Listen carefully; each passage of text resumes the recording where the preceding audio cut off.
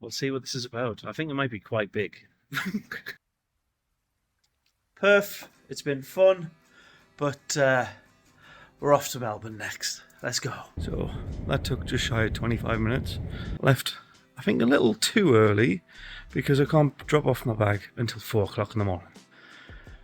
Typical. So that meant I was stuck in the airport for a couple of hours waiting to just do this. Put my bag on the belt and go through security, but no sooner done than said in this video. So we've arrived in Melbourne and it's pretty much exactly as advertised by the people of Melbourne. The 4 seasons in one day is relatively true. You've got it rainy, windy, extremely sunny, and then cold all in one day. So I'm quite used to that as somebody from the UK. But right now I'm heading to the rental place to pick up a car because I'm ready to do some work. So let's see what the city has to offer, see what the suburbs are about.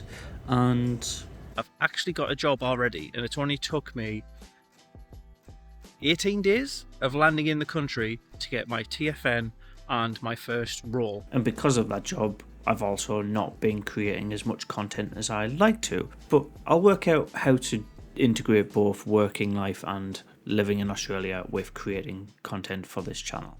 So I will try to balance my work life to make sure that's possible. When it's like this, it's just like the UK. It's like you got weird trees, but I do just have to think, is this the right place in Australia for me? Considering what is with my hair, wow, the wind.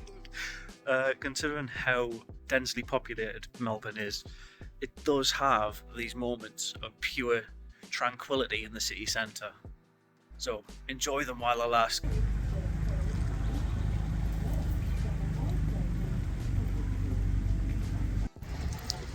What a horrible day.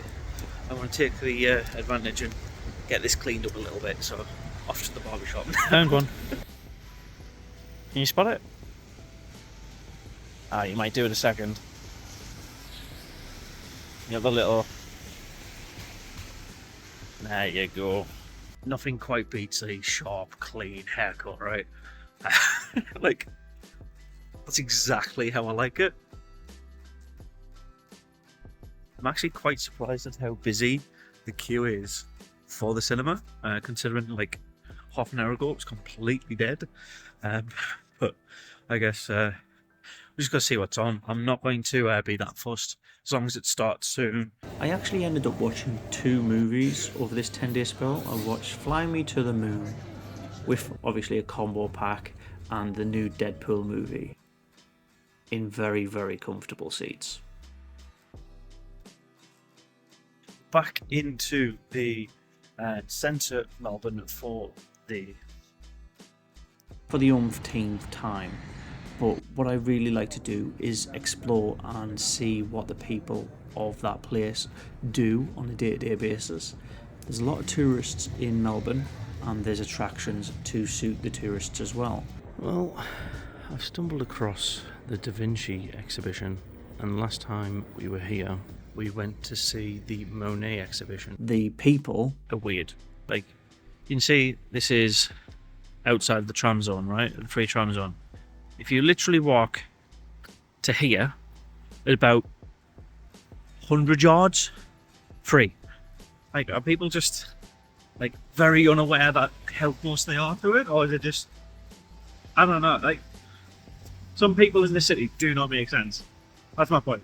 So yeah, I've spent over a week in Melbourne now, and I'm not sure what to make of it.